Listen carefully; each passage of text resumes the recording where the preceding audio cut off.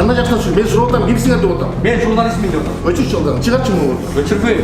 Барып чыгыңыз давайте. Өчүрбөй. Нормально, тартпай койду атам, барып чыгыңlar. Сиңер менен Камерага тийишпей. Пропашканы ким кылат? Кандай нелер жасалат бу жактан? Эмне акча? Көп, абдан көп болгон да. Мисалы, Эми мен азыр ачык айтпайм. коопчулук үчүн ачыксыз. Ооба. Ачык айтып бериңизчи кана. Ачык Эмне иштер айтканда жасалат? мен уже мусорный мафия менен күрөштүм да. Өлтүрүп коюздады. Азыр чын айтам, мен корком. Мына тери да мына. Терби тери эмеспи? Мен оны билбейм эмне экенин бул. Бул эмне муну? Терби тери эмеспи? Кайсы? Муну. Ким билсин муну? Тери болуп турбайбы? Кантип билбей калдыңар байке? Муну тери да мына. Мына тери. Булар каяктан келет айтайынбы? Каяктан келет? Булар тери заводдон келет. Химиялык элементтер менен эң коркунучтуу нерсе бул тери адам ден соолугуна. Химиялык элементтер абдан көп кошулат бул тери заводдо. Жо муну эме да алгыла, экспертизага бергиле. Точно айтсын да, бул эмне? Ой, келесоор киши деле көрүп турат бул тери Кандай экенин. көрүп турат? Эми эч ким билбейт буну. Мага кантип айтасың эмне деп? Алгыла образецтерин экспертизага бергиле, аныктап берсин тери экен. Кандай хим заттары бар экенин аныктап берсин. Мына жакта медициналык отходдор бар экен. Мына маскалар, бахилалар турат, мына перчаткилер турат, тетиги кандарды караңыздар. Кайсы кан? Тетигиде турбайбы? Кандар келеби? Кантар келбейт. Медициналык, Эми бирөөнүн прокладкасын карап эми кандай бересиңби? жок эми прокладка менен. Я, Уялсаң болот. медициналык отходдор мына. Ошондо эле жолун айтып берип коет. Келиш керекпи бул жака? Медицинский отход келбеш керек. Кандай түрлөрү бар? Мына келип атат. Спид болуп калсачы муну. Иә. Спид болуп калса. Андай ошол таштап аткан киши жоопкерчиликти алыш керек. Эмнеге ал болсо өзүнчө тиги медицинский жайга бербей бияка общий таштандыга Сиз таштап ушул атат. жакта айтып атасыз, зам катары айттыңыз. Эч кандай медотход келбейт деп атасыз. Биз Мына биз көрсөтүп, далилдеп берип атабыз. Эми шаардыктардын ден соолугуна чоң коркунуч жаралып атат. Ала кол. Мына медотход. Мына Описаниялар бардыгы берилген. каттан кат түбүбүзгө чете турган болуп атпайбы ошо? Кооптуу, коркунучтуу заттар чыгат. Кайра эле айыппул салынат, кайра эле баягыдай каттар жазылат. Баягыдай эле. Мэрия өзү тендер ойнотуп алып чыгып кеткенге мына шарт түзүп берип атат да. Мен сурооңузга түшүнгөн жокмун.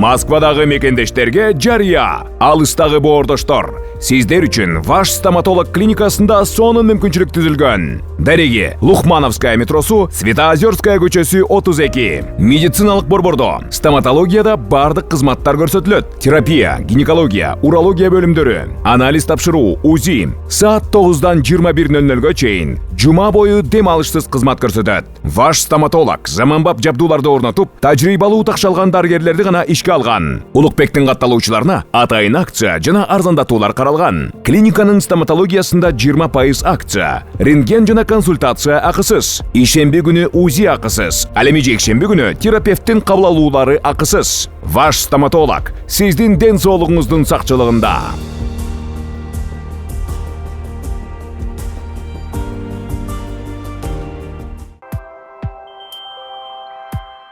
Урматтуу мекендештер, Москвадан Кыргызстанга жүк ташыган ишенимдүү ишкерди сунуштайбыз. Ишкердин аты жөнү Зайырбек Маматкаримов.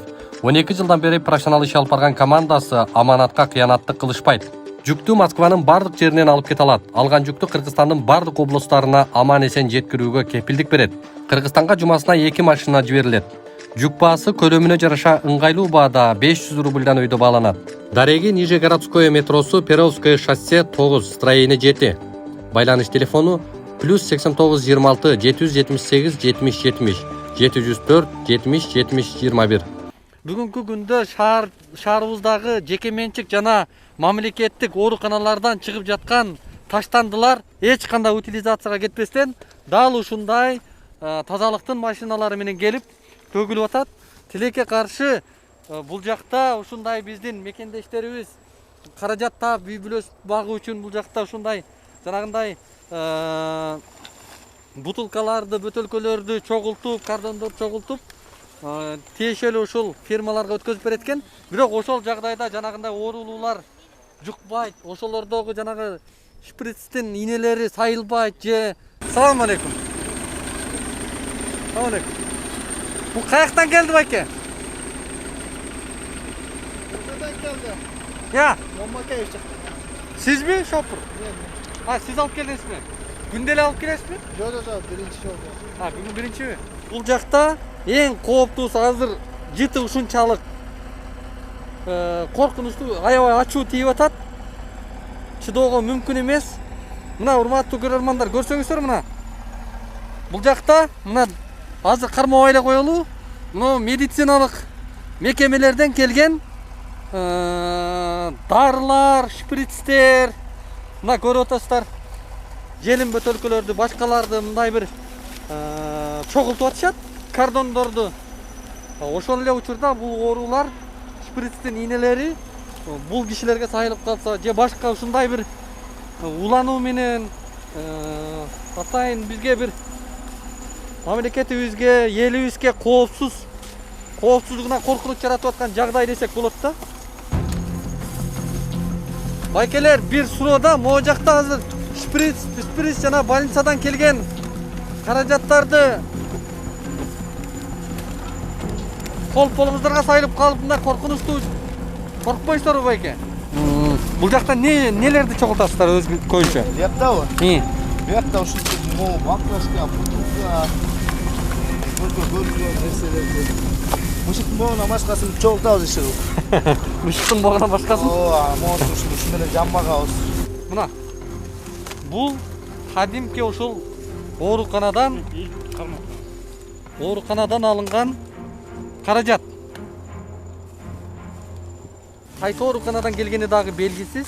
Ушунчалык биздин борборубуз Бишкек шаарында акыбал ушундай, урматтуу көрөрман. Анткени мына карасаңыздар, мына дагы. Мына ийнесин караңыздар. Мына бул кайсы жаранга сайылып, кандай жагдайлар менен бул жака келди. Бизге ушул кыргызстандыктарга эң маанилүү, Бишкек шаарындагыларга, жалпы эле өлкөбүздө эң маанилүү эки жагдай бар. Бул биринчиси шаарыбыздын тазалыгы болсо, экинчиси алардын ден соолугу, коопсуздугу. Мына ушул шаар тургундарына эч ким кепилдик бербейт. Мунуларды жүктөп аткан машиналар келип тебелеп, төгүп, ошол бойдон эч кандай тазаланбай туруп, дөңгөлөктөрүндө чаптап алып ушундай инфекциялык маанилүү нерселерди аткарбастан шаарга дагы ошол машиналар чыгып атат. Эмне үчүн түндө келдик? Анткени түнкүсүн атайын ушул ооруканалардан, Бишкектеги жеке менчик мамлекеттик ооруканалардын баарынан чогулган мусор түнкүсүн гана келип, эч кимге көрүнбөй, мындайча айтканда жашыруу максатында түнкүсүн алып келип төгөт экен, түртүп нары сүрүп таштайт экен. Ушундай маалыматтарды атайын ушул коопсуздукка маани берген биздин жарандар кабарлады да.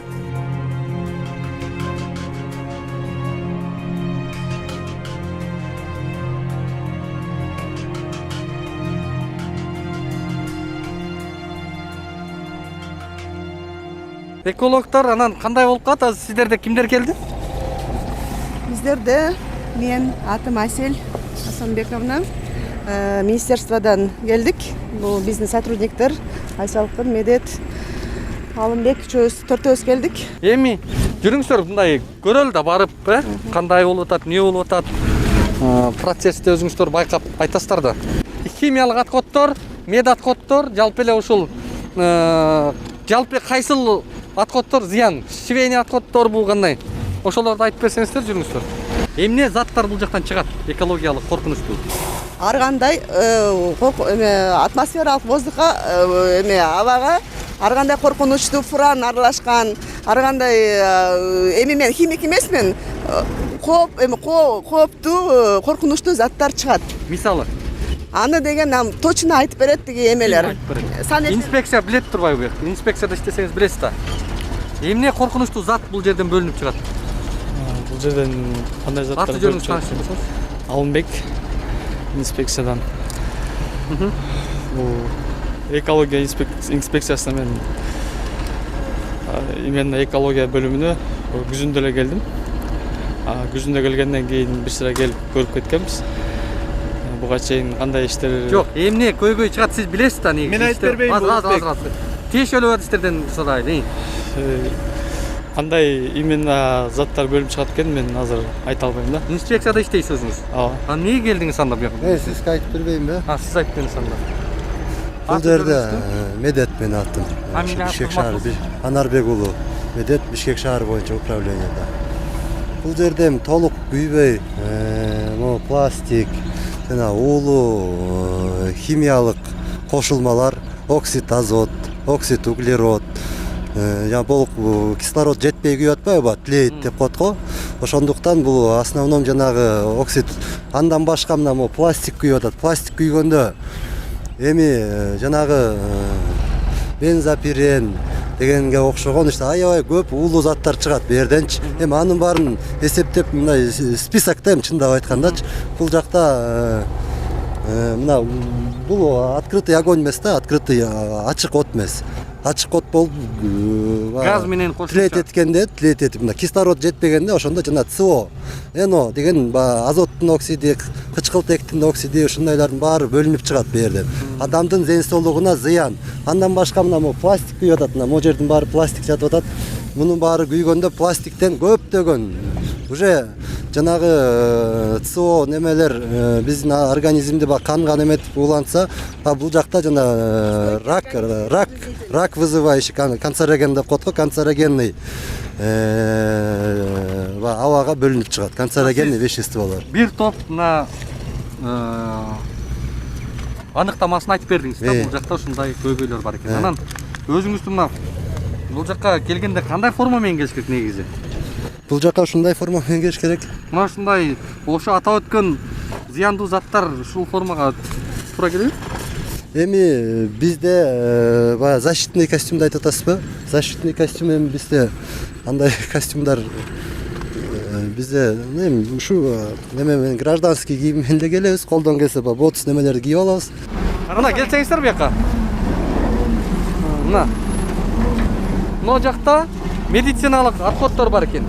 Биз кечинде да келгенде көргөнбүз.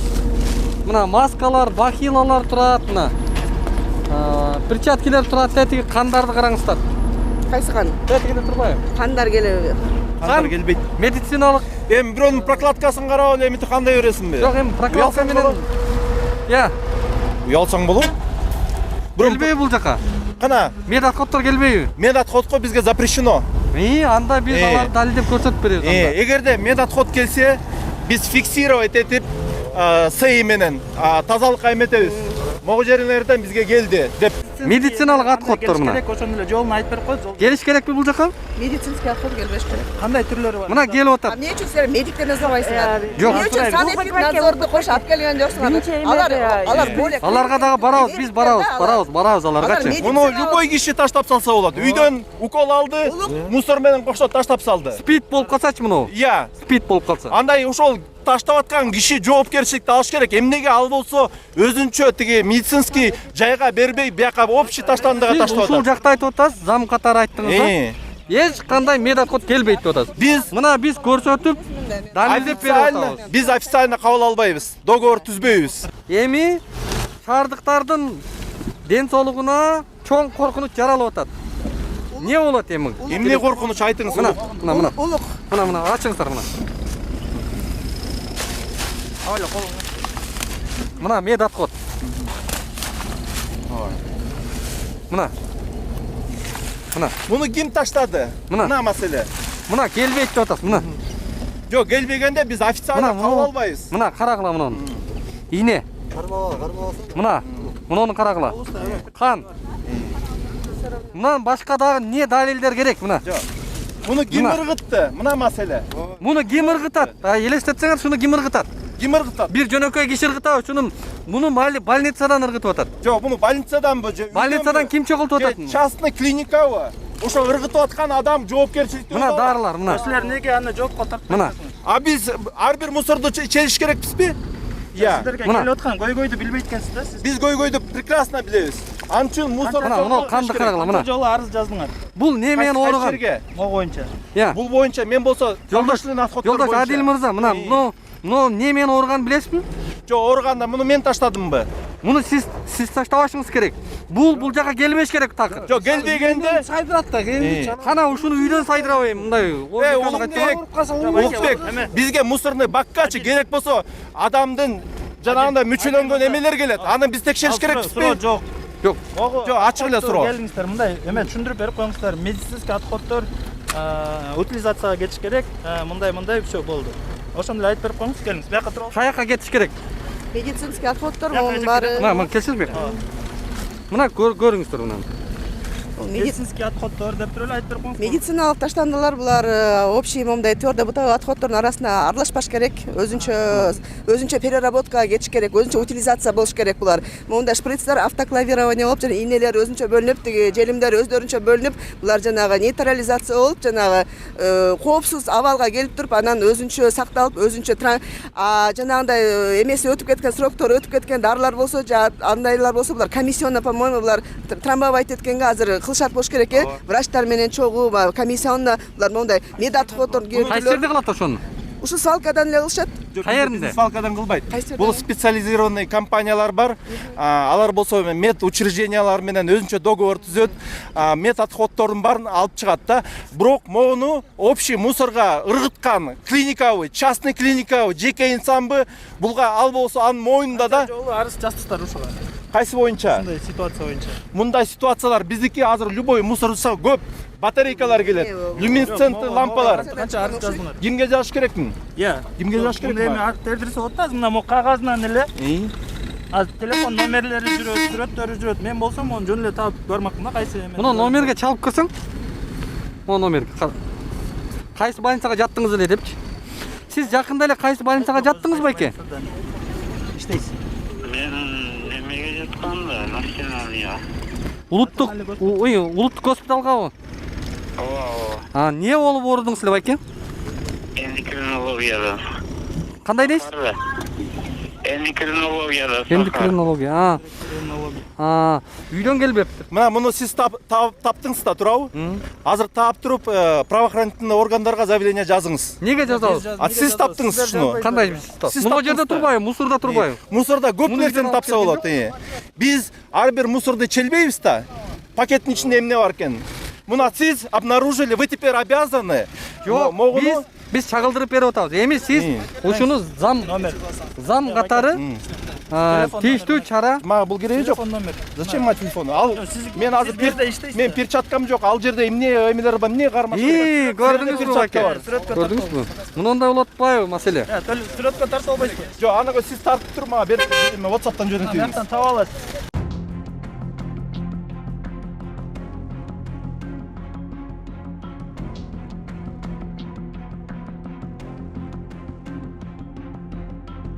Достор, биз азыр пригородный айылындагы тери өндүрүп аткан заводдун ичинде жүрөбүз.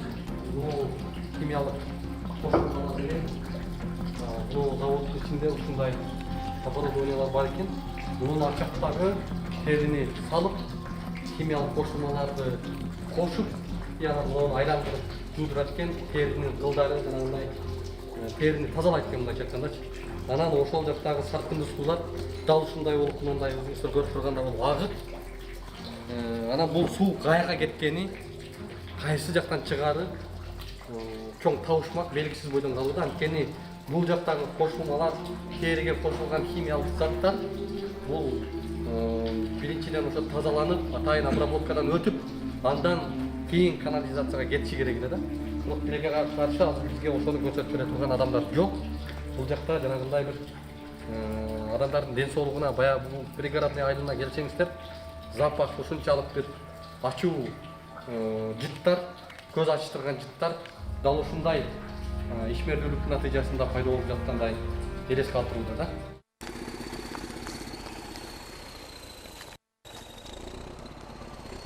Терилер. Мунулар да?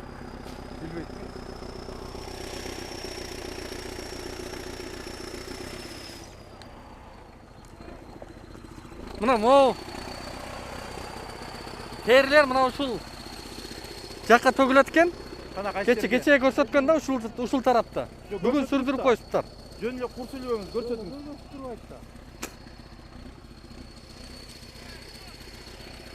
О жакта экен. Мына тери. Мына тери да мына. Териби тери эмеспи? Мен onu билбейм эмне экенин бул. Бул эмне муну? Териби тери эмеспи? Кайсы? Муну. Ким билсин муну? Тери болуп турбайбы? Кантип билбей калдыңар байке? Муну тери да мына. Мына тери.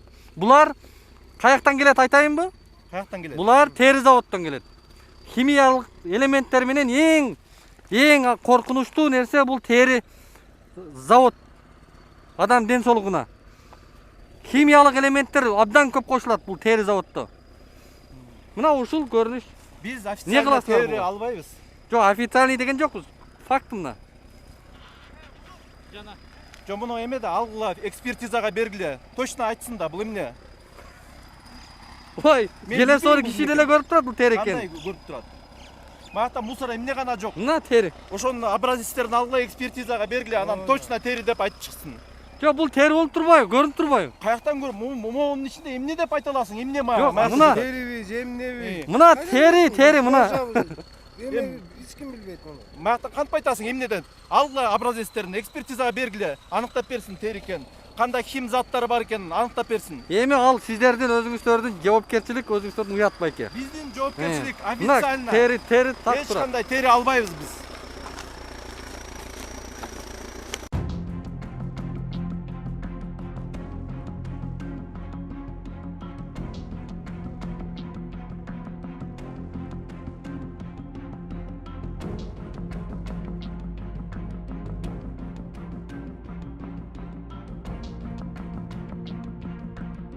Бул жака негизинен өлгөн жаныбарлардын Элдерде кайчат, иттерди атып кеткеле эметип кетти. Ошонун баары атылган иттердин баары. айдана көрөгө, жалпы адамдарга Мына хлорка сезилип турат бuyakta. сактоо үчүн да.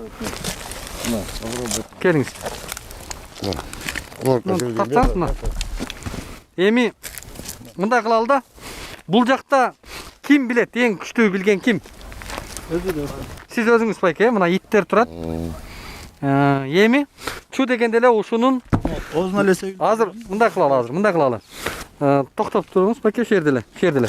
Мыйзамдуу болуш керек да, бардык нерсечи. Негизи мынау яма беккер деп коет. Бул ушул жаныбарлардын өлүктөрүн атайын утилдештирүү менен жок кылуучу эме да. Яма беккер деп коет. Эми бул стандарт боюнча кандай болуш керек? Билбейм стандарт. Сиз бул жакта айлык алып атпайсызбы? Келген иттерди алам. Бияка салам, обрабатывать этем. Процедурасы кандай? Хлорка себем, каучуковый сода себем. Анан Бул процедура боюнча яма беккер кандай курулуш керек? Хорошо, мен айтып берейин. Негизи бул труптардын уничтожениясы боюнча эки технологиясы бар, мындай айткандачы. Бул болсо санэпиднадзор бизге ушундай жазып берет вообще, кандай өзүнүн технологиясы бар да, талабы бар да.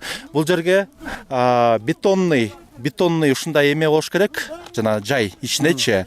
Анан кийин труптар ыргытылат, через каждый мына труп эметилгенден каучический сода менен хлорка ыргытылат да. Булар эмне кылат? Требованиясы, мынау яма беккер кандай курулат? Курулганда ошо бетонный сооружение болуш керек. Так. Ошол. Мына жерде келиңиз. Мына жерде иттер турат, иттердин өлүгү турат. Мына көрдүк, тарттыңыз да мынаны. Мына өлгөн иттер. Муну талап туура эмес. Муну эмне үчүн турат? Муну мындай болбош керек. Кандай болуш керек? Мунун атайын капкак болуш керек. Бул кулпуланып туруш керек, эч качан ачылбаш керек. Бул биринчи бузуп аткан нормаңар. Бүт барысы мына картон менен жаап коет экен, мына. Бул убакыт кана. Эми мындай кылалы. Муну эмне үчүн ограждение жок бу жерде? Кандай ограждение? Кандай ограждение болуш керекпи бул яма бекке? Ооба, болуш керек. Кана. Каражат жок. Каякта каражат? Каражат бөлүп берсе кылабыз да анан. Каражат бөлбөдү. Бул ачык турбайбы? Ачып турганда мына айлыктарга каражат жок болуп атат. Анан кийин бияка кантип жетсин анан? Бул эмнеси болот? Бул болсо крематорий. Келиңиз эме Талдуу аке айтып бериңиз. Эмне кыласыз, кандай кыласыз? Не кылат бул? Бул пешке өтөлөт. Келгенде бияка сойка коюлат. Бияка пешке бияка 1 тонна ит салынат ичине. 1 тонна ит салынганда сойка коюлуп бияка. Анан баары күчөтүлөт. Анан күйөт, күйгөндө Кантип каяктан жагасыздар?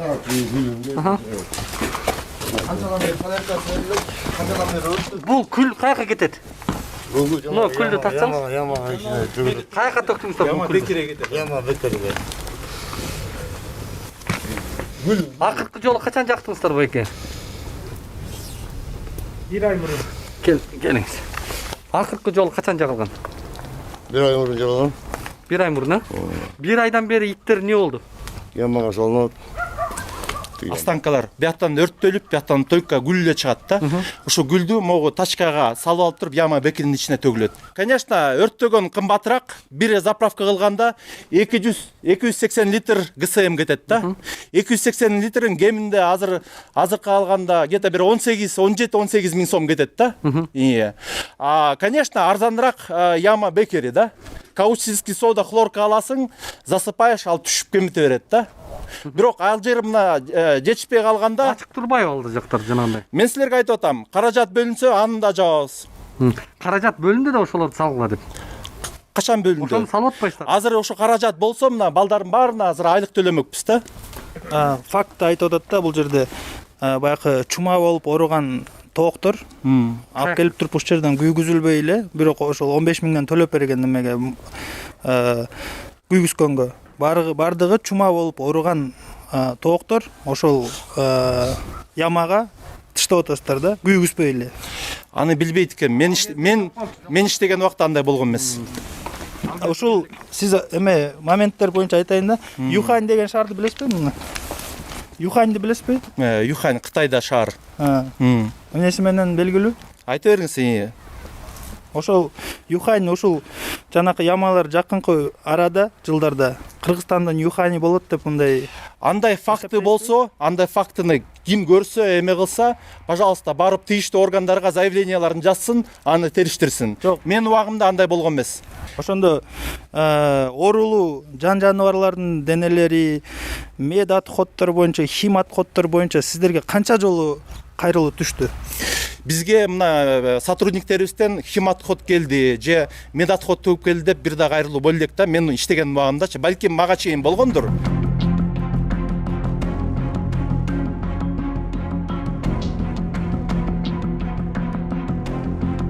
Бул жердин жашоочулар айтып жүргөн атын билесизби?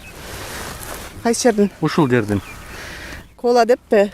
Кола деп коет экен. Ушул жерден ушул суудан бир экспертизага чыгарып составын билип көрдүңүздөр беле?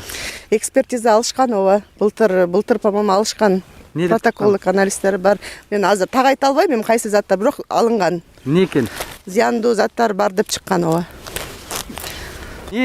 Кандай коопсуздук бар? Может, бул жакта балдар көрүп төшөлөт. Жашоочулар көрүп ойлонуп калат. Бул суу нормалар боюнча бул уулуу ба саркындуу суулар деп коет го, саркындуу. Могу мусордун таштандынын тела денесинен тела деп коет го. Ошондон ба сарыгып чыккан суу, бул уулуу суу да. Уулуу суу. Бул суу ба неме болуш керек? Обезвредить этилип, жерге сиңбеш керек негизи. Ал боюнча дагы каттар жазылган, предписаниялар бардыгы берилген. Кат түбүбүзгө жете турган болот атпайбы ошо? Реалдуу иш жок. Жок, реалдуу иш биз реалдуу иш мына көрүнүп турат. Жок, көрүнүп турат, хорошо. Биз предписание да бергенбиз мэрияга. Муну аткаргыла деп. Аткарбаганда жанагы айтып атпайбы? Эртең Кудай сактасын, мына жактан бир жашоочунун баласы бир нерсе болуп аткан болсо, ким жооп берет ага? Жашоочулар айтат, маякта 120 үй бар. Жок, мейли. Шаардан бирөө келип билбей түшүп кетти. Эмне болду? Эмне болот? Анда любойна таза сууга деле чыгып кетет. Ал ар кандай эми андай Ким кепилдик, ким жоопкерчилик алат? эмнеге Моундай шартты коюп койгон үчүн. шартты коюп мэрия жоопкерчилиги алат. Анткени мэриянын балансында мэрия немени хозяйственный субъект мэрия биякта. Мэрия мына в лице БСП Бишкекский санитарный полигон ушул жакта азыр мурун тазалык менен болчу, азыр өзүнчө санитарный полигон болуп бөлүнгөн. Ушул булар баягы ушул жерди башкаруучу орган ушул жакта. Ошол жакка биз мисалы үчүн болгон претензиябызды болгон Кандай чара көрөсүздөр жакында ушул окуяга? Буларга жакында эми кайра эле айыппул салынат, кайра эле баягыдай каттар жазылат. Баягыдай эле.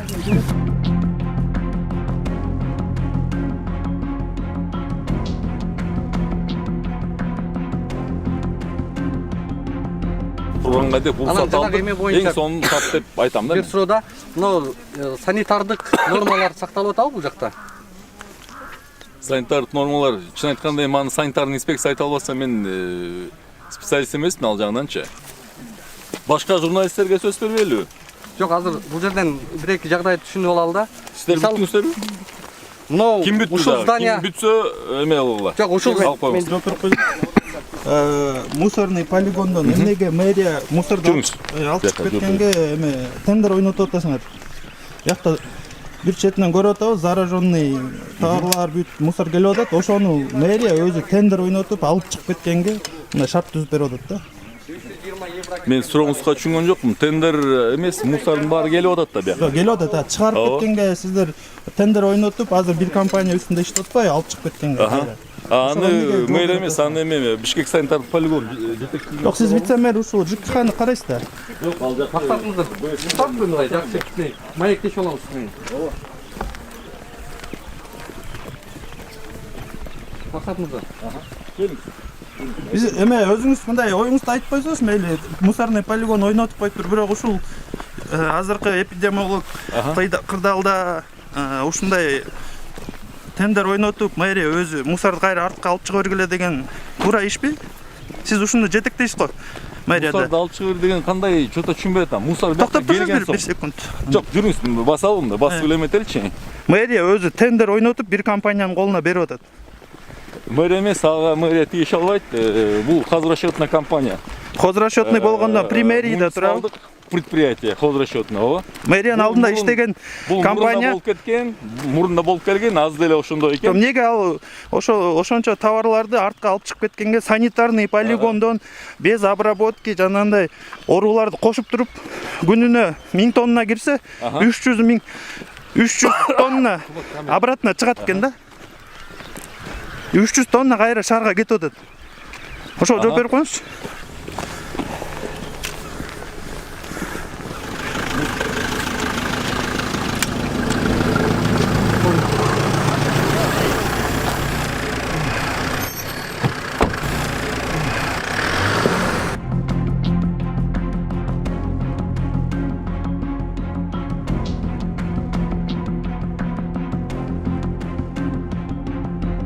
Мына бүгүн биз ушул таштанды жайына келдик да.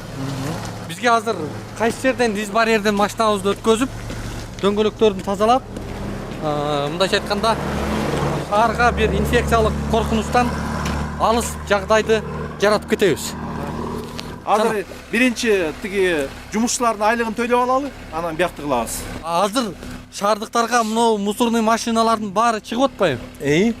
Тебелеп жакта төгүп, анан ошол инфекцияларды жана дарыларды көрдүңүз, химиялык, медициналык отходдорду тебелеп жүрөт машиналар. Эме мыйзам бузуларды баарын чукуй бергендечи, мен ачык эле айтып атам, свалканы жаап салалы. Мен мына сунуштап атам да. Эгерде жок, мыйзамга, айлык алып атасыздар. Ошо бизди да кетиргиле, мындай айтканда, мени да кетиргиле, баарын жаап салалы да. Анда ар бир шаардык өзүнүн үйүнөн чыккан мусорду каяка жоготот, анда өзү чечиш керек да. Бул жерде азыр машиналардын дөңгөлөктөрү тазаланып, химикалык жанагындай бир инфекциялык ооруларды тыштап ушул жерден кирип атканда, чыгып атканда өтүш керек эле. Эмнеге өтпөй атат? Каражат келсе, хлорка да болот, дисбарьер да болот, элдин айлыгы да болот, менин да айлыгым болот да. Канча каражат кетет ушуга? Хлоркаланыш керек. Хлорканын ошо суу болду. Ай ушуга каражат жокпу? Бир 2-3 миң сом жокпу бул? 2 миң сом азыр айтып атпаймынбы? Биринчи мен азыр биякты элдин айлыгын төлөп бериш керекмин да.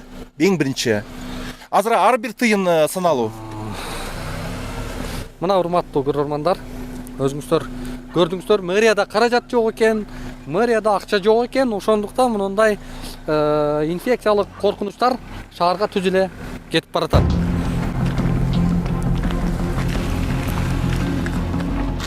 Карасаңыз, бул жерде итхана мындай үйдө турат. Эмне жашагыла деп атабыз ушунда? Ошол жерде жаша, ошол жерде кайтарасың деп приказь чыгарган да. Кандай жактан чыгып? Мен сурап атам, кимсиңер деп атам. Мен журналистмин деп атам. Өчүр жылдан чыгарчы муну. Өчүрбөйм. Барып чыгыңыз давайте. Өчүрбөйм. Нормально. Тартпайны кой деп атам. Барып чыккыла. Сиңер менен келип. Камерага тийишпейт. Шапашканы ким кылат бак? Кандай нелер жасалат бияктан? Эмне акча жасалат? Көп, абдан көп болгон да. Мисалы, Эми мен азыр ачык айтпайм. коопчулук үчүн ачыксыз. Ооба. Ачык айтып бериңизчи гана. Ачык Эмне иштер айтканда жасалат? мен уже мусорный мафия менен күрөштүм да. Өлтүрүп коебуз дады. Азыр чын айтам мен корком.